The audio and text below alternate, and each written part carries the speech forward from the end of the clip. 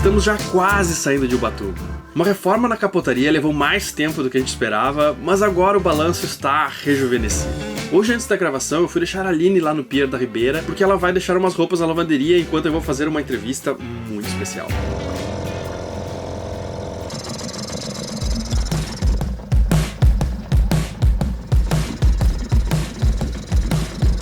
Eu vou gravar, aí te pego depois da gravação, sei lá. Tá bom?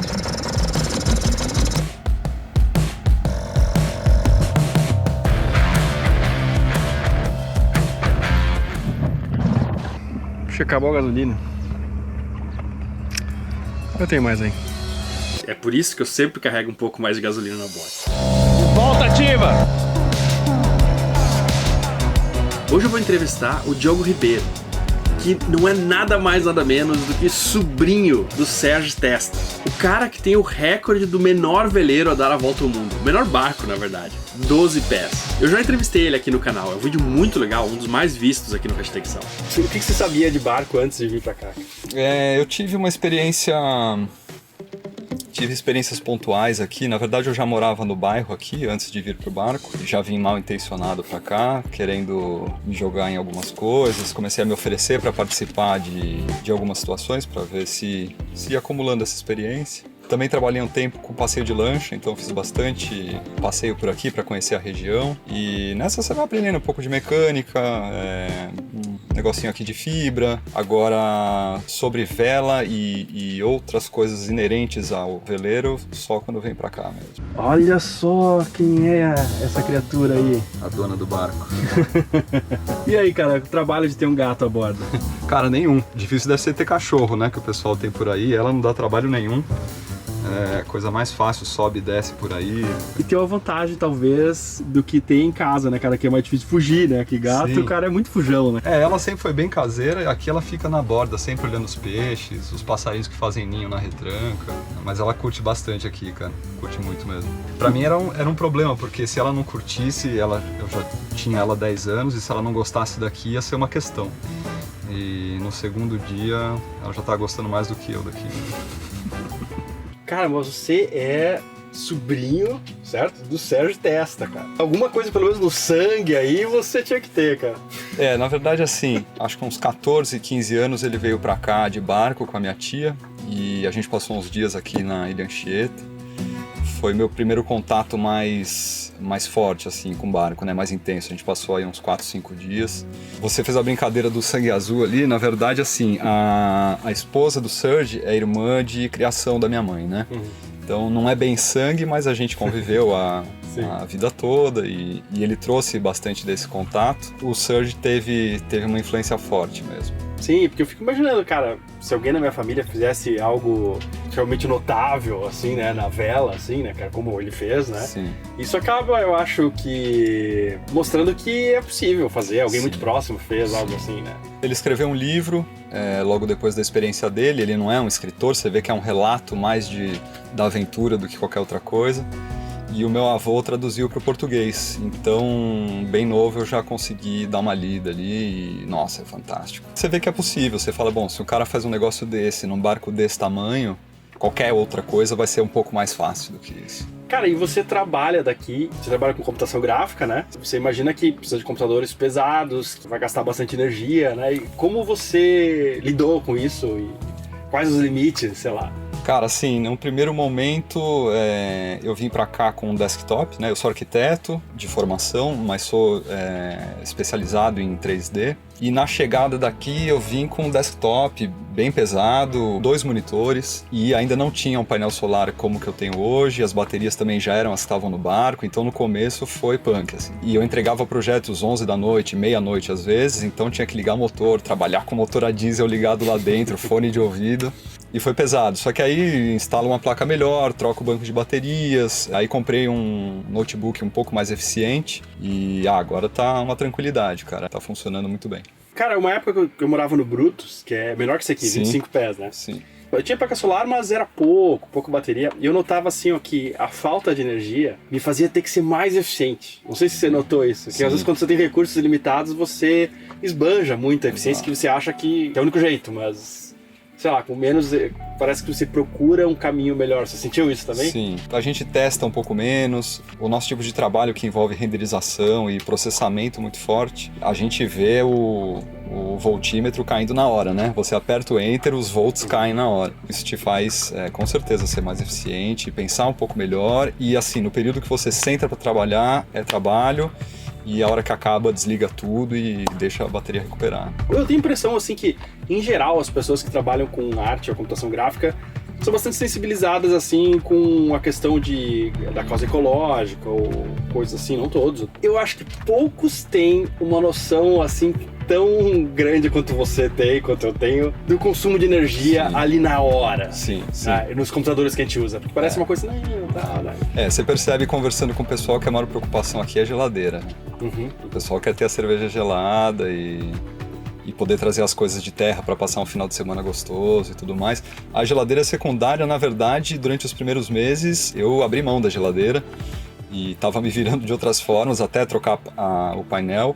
Agora tudo funciona muito bem, inclusive é tudo 110 aqui. Eu vejo que o pessoal vai indo pro 12 volts, eu adoraria também, mas estou com frigobar 110, ventilador 110, computador 110. O ideal, teoricamente, em um veleiro é você usar os equipamentos sempre na mesma voltagem das baterias. No caso aqui é 12 volts. Porque cada vez que você converte para uma tensão maior, você perde um pouco. Quanto melhor o inversor, né, que vai fazer essa conversão, menos você perde, mas sempre você perde um pouquinho.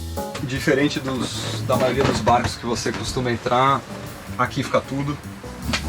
Não tem banheiro aqui, cozinha ali, não sei o que lá, aqui é tudo. E aí, cara, tem duas coisas aqui que eu quero te mostrar. A primeira é pra você, se você quiser, dar uma lida e depois trazer de volta, que é a versão em português do Surge Testa. Eu já vi que você é um cara também, certamente geek e que tá sempre cheio de multiteste ali na mão, não é multiteste que tá lá no fundo do multímetro ali pronto, ferramentinhas. Cara, a gente mexe o tempo todo, tanto na elétrica quanto fibra, motor a diesel. Que modelo é esse barco? Esse é um Velamar 27, Albatross 27. O Albatross 27 era um barco que há uns 2 anos atrás custava por volta de 50, 60 mil reais. Mas hoje custa por volta de 100 mil. Isso porque durante a pandemia os preços dos barcos, dos veleiros, subiram muito. Porque um grande número de pessoas que gostaria de ter essa vida, de repente viu oportunidade por causa que o trabalho começou a ser remoto e também um certo senso de urgência, porque as pessoas queriam viver aquilo, porque de repente o futuro se tornou muito incerto. E também, claro, a inflação subiu bastante. Eu até comentei em outro vídeo aqui que o meu barco há 3 anos atrás custava 130 mil, hoje custa por volta de 200. Isso só corrigindo a inflação, pelo IGPM, que é muito atrelado ao dólar, porque os barcos são totalmente atrelados ao dólar. Uma dúvida, cara, que as pessoas têm também, os equipamentos, se eles estragam mais rápido aqui no mar. E até engraçado, porque minha câmera, pra quem não sabe, tá gravando agora, ela acabou de cair na água. Então, é um momento engraçado. Sim, na hora que eu fui subir no barco dele, a alça da bolsa estanque, que eu carregava a câmera, caiu na água. Deveria estar ok, porque a bolsa é estanque, só que eu não fechei direito a bolsa. Eu tinha dado só uma volta, quando tinha que dar 3. Então, molhou um pouco a câmera, assim, nos botões, a superfície. Eu não tinha certeza o quanto a água entrou lá dentro, mas eu joguei álcool isopropílico rápido e ela tá funcionando até agora. Eu acho que ela vai sobreviver bem, acho que eu consegui limpar. Qual a tua experiência, cara, com os notebooks, com a maresia e tal, né? Então, como eu cheguei aqui primeiro com o desktop, essa experiência foi bem dura, porque assim, foi muito rápida a transformação. Eu tinha que abrir o computador com frequência, limpar com álcool isopropílico, como a gente fez agora na câmera. Parava de funcionar, dava pau, uma coisa assim? Eventualmente parava de funcionar, eu tirava uma memória, fazia uma limpeza, ligava de novo, tudo voltava ao normal, então dava para perceber que eram interferências, assim, que eram questão de contato, é o sal no contato, né? O tempo das coisas aqui é totalmente diferente, especialmente dos eletrônicos, minha câmera, entradas, então a entrada de carregar do celular, todas as entradas do meu notebook tem uma proteção de borracha, porque qualquer porta de entrada a gente tem que proteger, né? Agora, quem sofreu mais foi meu Fusca, cara, que tá quase sendo levado embora aqui. Eu paro na beira da estradinha do Ribeira. E impressionante como em 1 ano ele se transformou. Eu acho que os carros mais antigos têm várias vantagens, assim, né? Mas quanto o sal, as chapas hoje são melhores. Não assim, tem o que fazer adição. Então você tem um carro aqui. Tenho. Do carro você não paga mais IPVA, porque o Fusca, né, já... Sim. Mas às vezes as pessoas falam, e eu entendo que a sociedade fale, por exemplo, IPVA para barco, né? Só que, às vezes, né, cara, tipo, elas não se ligam que, por exemplo, em São Paulo acho que é 4% IPVA, né? Imagina se a tua casa fosse cobrada 4% todo ano do teu apartamento. É uma paulada, né, cara? É uma paulada. E então, assim, especialmente pra quem mora a bordo, cara, seria uma coisa muito complicada. E as pessoas imaginam, às vezes, assim, mas esses caras têm muito dinheiro e tem mais que pagar um monte de imposto mesmo. Aí, cara, eu te pergunto, você tem muito dinheiro, cara? Você acha que tem que mais pagar pra sociedade aí, cara? Cara, eu não tenho muito dinheiro, mas eu acho que, assim, devolver pra sociedade todos nós temos de alguma forma, né? E eu acho que, assim, encontrando uma boa medida, uma boa forma, pode ser feito, entendeu? De repente alguma coisa que seja proporcional. O difícil é que isso se encaixe na realidade de fato. Normalmente, os legisladores, eles formatam a coisa de forma que pegue a maioria e quem tá de fora daquilo, quem é exceção, acaba ou se prejudicando ou se beneficiando, né? Eu não sou contra pagar impostos. Eu acho que todos precisam colaborar com o Estado em algum nível, de alguma forma. Mas, quando se fala em PVA para barcos, eu tenho alguns medos. Especialmente para quem mora a bordo. Porque, ok, na casa que você mora, você paga o IPTU, mas que não é 4%, que é o imposto que o IPVA pode chegar. O IPTU chega a 1% no máximo de um imóvel. E imagine que você mora em um apartamento, digamos, de 600 mil reais, e de repente o governo te cobrasse 4%, 4 IPTUs da sua casa todo ano. Seria a realidade de muitas das pessoas que venderam o seu único imóvel para comprar um veleiro aqui para morar. Isso, sendo que um barco, quando ele é vendido, quando novo, ele paga ICMS, COFINS, ou seja, toda aquela carga tributária enorme que toda nota fiscal tem. E mais, digamos que se você atrasar o seu IPTU por 6 meses, 1 ano, você tem a obrigação de quitar ele, mas ninguém vai despejar você e deixar você na rua, você e sua família, porque você atrasou alguns meses de IPTU. E se for igual ao IPVA, será que, por exemplo, se eu passar por dificuldades financeiras e de repente atrasar o meu IPVA, se acontecer, eu vou ter que sair do barco e vou ter que ir pra rua? Não é que eu não queira pagar impostos, eu pago muitos impostos, mas eu tenho medo que, pelo espírito dessa lei, do jeito que ela está sendo criada, que é de taxar grandes fortunas, ela seja como você bombardear uma cidade querendo atingir um bairro e atingir a cidade inteira. Porque há muitas pessoas que têm barcos que não têm grandes fortunas. Eu diria que a maioria. Especialmente quem mora a bordo. A maioria das pessoas que moram a bordo, eu fiz uma pesquisa aqui, tem uma vida muito simples. E na média, gastam para viver, um casal, R$ 3.600 por mês. E muitas vezes o barco é o seu único bem, onde moram, conseguido com grande esforço pessoal. Então eu tenho medo que essas pessoas sejam esmagadas por esse imposto que não foi feito para atingir elas. Sempre que aparece esse imposto na mídia, aparece uma lancha de 70 pés, algo assim. E essa, de longe, não é a realidade da maioria das pessoas que eu conheço aqui. Então, acho que era importante, se é que vai se criar esse imposto, que seja visto a realidade dessas pessoas também, e não seja pensado só para quem tem muito dinheiro e, teoricamente, poderia contribuir mais. Então, o que eu quero dizer é, independentemente se você é a favor ou contra esse imposto, leve em consideração que não são todos milionários. E que muitos que moram a bordo têm uma vida mais simples que você. O que te atraiu nesse estilo de vida, assim, cara? Eu cresci em São Paulo, né? Nasci e cresci em São Paulo. Tive algumas referências, como a do Serge, por exemplo, de que é possível viver uma vida diferente daquilo que a gente está acostumado. E em São Paulo a coisa é bem fechada mesmo. Eu comecei a surfar com 15 anos, já ia muito pra praia, já fui percebendo que meu lugar estava um pouco deslocado de São Paulo, que não era aquilo que... não seria ali que as coisas iam acontecer. Então eu fui buscando formas de transformar esse estilo de vida.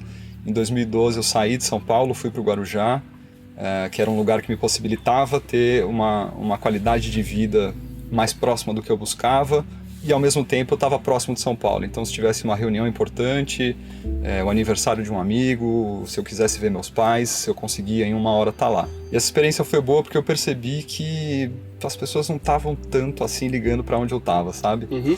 Na oportunidade seguinte eu vim mais longe, vim aqui para Ubatuba e vim para o Saco da Ribeira já com essa intenção, né? Tu acha que não só na nossa área, né, cara, que eu acho que muita coisa pode ser remota, né? Mas tu acha que a gente vai ter, a partir de agora, muito mais gente sendo nômade? Sim, já temos, né? Sim, né? Foi bem claro esse movimento. Aqui foi muito claro para mim. Eu tenho, nesses 2 anos que eu tô aqui, foi 1 ano antes da pandemia e 1 ano na pandemia, né?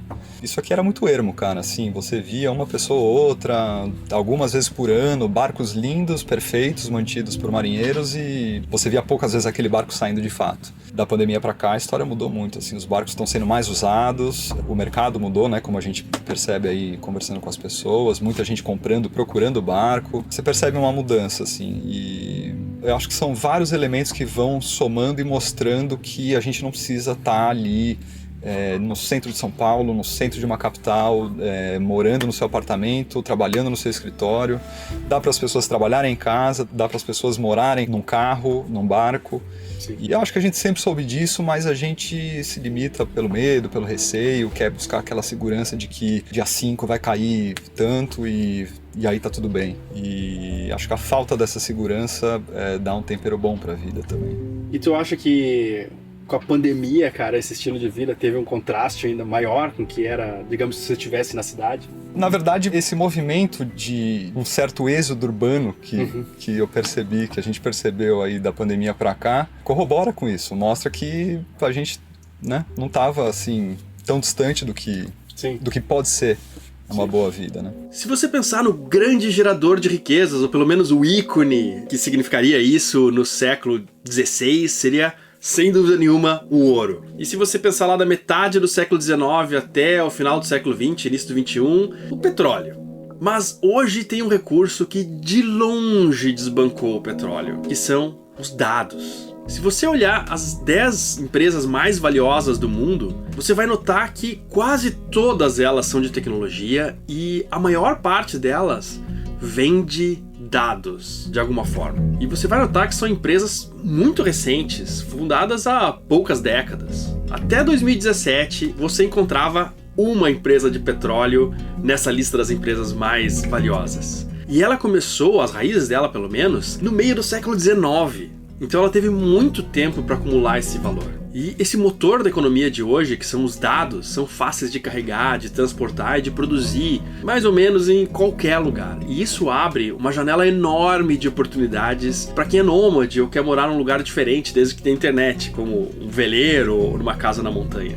Muita gente pergunta como é que tá essa experiência, se eu gosto e tudo mais, e eu costumo dizer que é a experiência mais difícil que eu já tive e a melhor que eu já tive, e é sempre ao mesmo tempo, né? Quando tem um problema, normalmente é um problema super sério, e quando a gente tá aproveitando uma coisa boa, provavelmente é uma das melhores, então é sempre isso. Talvez, né, cara, a cidade tenha... Na tentativa de resolver vários problemas, ela acabou, digamos assim, deixando tudo um pouco mais previsível na cidade. Sim. Né? Tem um jeito só de receber água, é através de um cano que é se for em São Paulo, da Sabesp, sei lá, né? É um jeito só de receber eletricidade, várias pequenas coisas que é até difícil de separar e notar elas, né? Sim. E quando você vem pra cá, não. Tipo, você tem que redesenhar tudo. Sim. É tudo novo, né? A mesma coisa que tira as dificuldades, também meio pasteuriza as coisas boas, sim, assim, né? Sim. É engraçado que, assim, às vezes quando tem uma tempestade aqui, você conversa com o pessoal do bairro e tá todo mundo reclamando que falta luz, que acabou a água, que não tá sem internet, e pra gente é uma questão sempre de placa, bateria, e é isso. Então... Eu já tive em várias cidades que acabou a luz geral e eu olhava assim... Você nem sabe o que tá acontecendo. Eu acho que eu sentiria mais falta numa situação de emergência, sabe? De ter alguma coisa muito perto, mas só para situações bem extremas mesmo. Eu acho que de resto... Mas eu penso essa coisa do muito perto, né? E certamente tem muitos momentos que a gente fica muito afastado das estruturas, assim, como hospital, ou qualquer coisa assim, que talvez esteja pensando. Tem momentos, cara, também que a gente tá ancorado em lugares que a gente tá muito mais perto e com mais acesso a isso do que milhares de pessoas que estão em bairros afastados. Exatamente. Assim. Aqui é um bairro afastado, um pouco, assim, né? Talvez na Ribeira é um pouco mais afastado. Mas, tipo, Itajaí, a gente tava no centro da cidade. Sim. Você tem saído com barco? Você tem ficado Cara, eu saio bastante, não costumo fazer longas travessias, nem viagens. Eu exploro muito a nossa região aqui, até porque eu tenho uma vida no bairro aqui. A minha namorada mora aqui em Ubatuba, eu tenho uma canoa havaiana aqui na Praia do Lázaro, que tá vindo aqui pra Ribeira, a gente vai começar a treinar daqui. Tudo isso me faz mais aproveitar a região do que querer sair, sabe? Eu velejo muito por aqui, Ilha Anchieta, entre Angra e Ilhabela, a gente tá muito bem servido, na verdade, né? Não precisa ir assim tão longe pra... Sim, tem... aqui, cara, claro, no Brasil inteiro tem coisas maravilhosas, mas aqui a concentração de ancoragens boas é muito grande, assim, é muito denso, assim, a quantidade de lugares, né? Cara, eu recebi uma família de Rio das Ostras aqui. Peguei eles no pier, a gente saiu do canal e assim que a gente virou do canal e já viu a Ilha Anchieta, eles não acreditaram, eles falaram, cara, não é possível. Perequemirim aqui, a Santa Rita, o Flamengo, o Flamenguinho, Ilha Anchieta, tá tudo num raio de 1 quilômetro, você tem uma dezena de praias, então eles não acreditaram. E, tipo, esse tipo de coisa aqui, cara, Isso é maravilhoso. não é de velejador que não é nerd. Fica de frente pra mim. Perfeito, cara. Aperta o Enter pra renderizar e já olha a voltagem baixando. Legal, cara. E aí você dorme aqui, aí tem o banheiro logo ali. Tem um banheiro aqui atrás de Banheiro mim. fechado, legal, cara. É. Bacana. E a cozinha aqui também, Cozinha tudo no desse esquema. lado, Legal, cara. frigobar 110. Essas aqui isola mais, eu acho, né? Eu acho que isola mais. E eu vou te falar, cara, assim, eu não sei se é o conjunto placa, bateria, controlador, mas eu não senti necessidade de transformá-la para 12 volts ainda. Eu imagino que a economia pode ser boa, mas ainda não senti necessidade. Não. Quanto de placa você tem aí? 285 watts. E de bateria? Bateria eu tenho uns 200 amperes mais ou menos estacionária e de partida 70. Quais são teus planos, assim, na tua vida hoje? Tu imagina ficar quanto tempo ou indefinidamente morando no barco? O que... Cara, nesse momento, indefinidamente, assim. O que eu vejo de evolução seria uma evolução do mesmo, sabe? Um dia conseguir um barco maior, um barco mais legal, desenvolver a canoa havaiana aqui, que é algo que me traz muita alegria, é muito gostoso ter uma convivência com a turma do bairro. Eu realmente, assim, tô bem feliz aqui. Eu penso mais num desenvolvimento da coisa como ela é do que numa transformação para outra coisa. Assim. E para que tipo de personalidade, pessoa, cara, você indicaria uma vida assim? Eu não acho que é uma questão de personalidade. Eu vejo tanta gente, eu vi tanta gente angustiada em São Paulo por estar vivendo naquele esquema, por estar no escritório, por estar fazendo algo que nem gosta tanto, mas que dá um salário razoável. Eu não sei nem se essa vida em si, do tipo, mude para um barco, sabe? Mas saia da casa, saia do bairro, explore, sabe? Vai velejar, vai voar, pula de paraquedas, não sei. Eu percebo de várias personalidades diferentes. Esse tipo de angústia de estar preso numa coisa por segurança, sabe?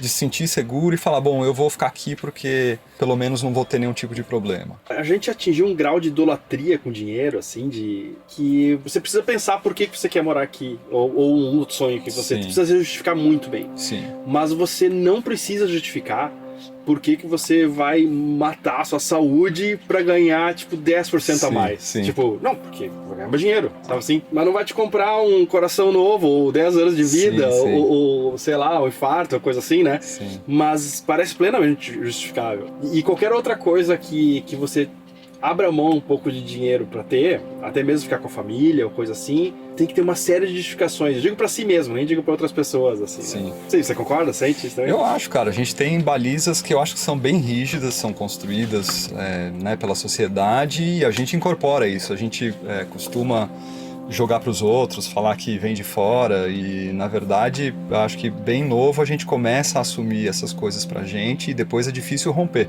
E para algumas pessoas é mais difícil, para outras é mais fácil. Eu percebi que eu precisava romper agora, assim. Se eu não pudesse pegar esse barco e fosse um 23, talvez eu estivesse morando num 23, mas eu tinha que viabilizar aquilo na hora ali. Tinha que ser, não podia esperar mais 5 anos, mais 10 anos. Eu acho que esse despertar acontece em diversos momentos da vida e tem gente que passa a vida E não adormecida.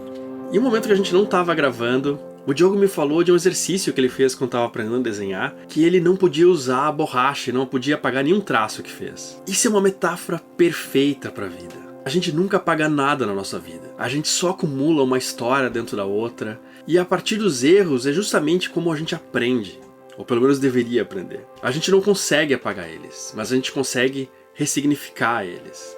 E engraçado que no barco isso tem uma dimensão inflada, né? Porque aí os erros, eles ficam muito latentes, eles aparecem mesmo e você aprende mesmo. Às vezes fica marcado em algum ponto do barco. Fica marcado erro. no barco, não tem como disfarçar.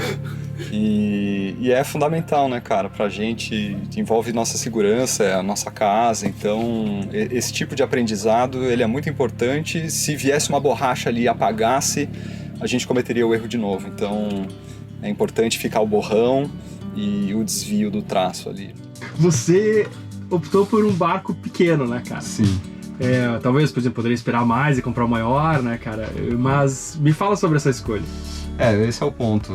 Eu sempre sonhei com um 35, quase 40, alguma coisa que sozinho desse para comandar bem. E essa foi uma influência que o Sal teve, que foi muito legal de perceber que é possível um barco menor. E imediatamente eu reduzi o sonho para realizar agora, porque era a melhor forma mesmo. Cara, o Sal e o teu tio, né, cara? Ah, bom. 12 pés, 12 pés, né? E quais são as vantagens e desvantagens de um barco pequeno?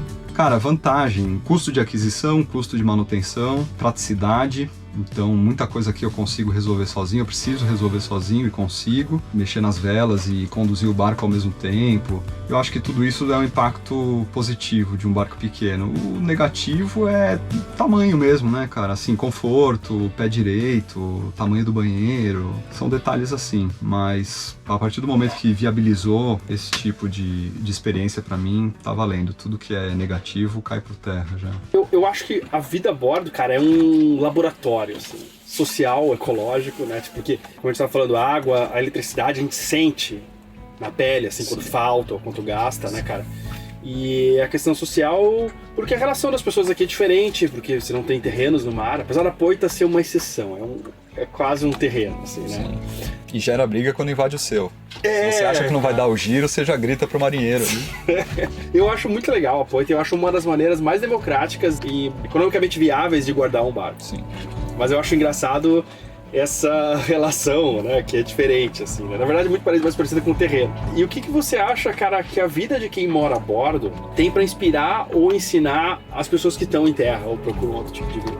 Olha, uma das coisas que eu acho mais legais aqui, que acontece com bastante frequência, é a ajuda mútua, né? Eu passei anos sem saber o nome do meu vizinho em terra, e aqui você sabe o nome de todo mundo, gente, que você não tinha a menor ideia. Eu percebo que, assim, tem um senso de comunidade aqui grande, as pessoas, não só sobre os seus barcos, mas sobre a região, sobre regras de bom uso, sobre onde deixar seu barco, onde não deixar, de ligar som alto, de não ligar som alto.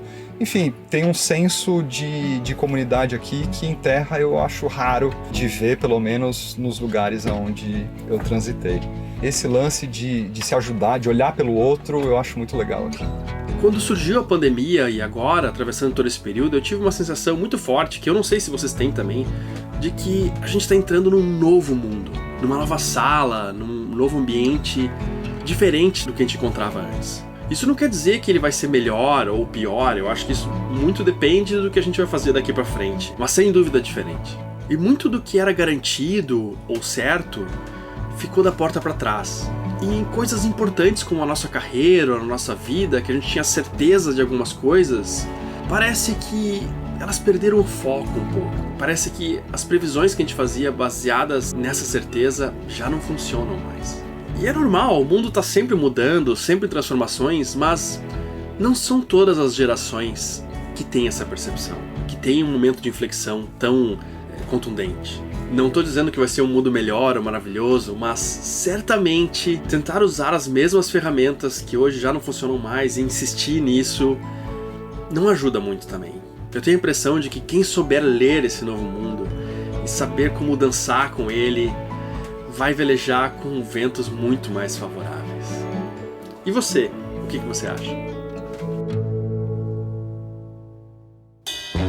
Muito obrigado por ter assistido até aqui, sinal que você gostou do nosso episódio, e se você já assistiu vários desses episódios e gostou, faz diferença pra você, e você gostaria de ajudar de alguma forma, deixe um café pra gente lá no Apoia-se, que é o nosso financiamento coletivo, que o link aparece aqui, e ajudando você entra também num grupo de Telegram, onde estão todos os apoiadores do #Sal, muitos são velejadores, ou futuros velejadores também, como talvez você seja ou gostaria de ser, pode trocar experiências, é um clima muito bacana. Espero que eu possa te encontrar lá, tá bom? Um abraço e até domingo que vem.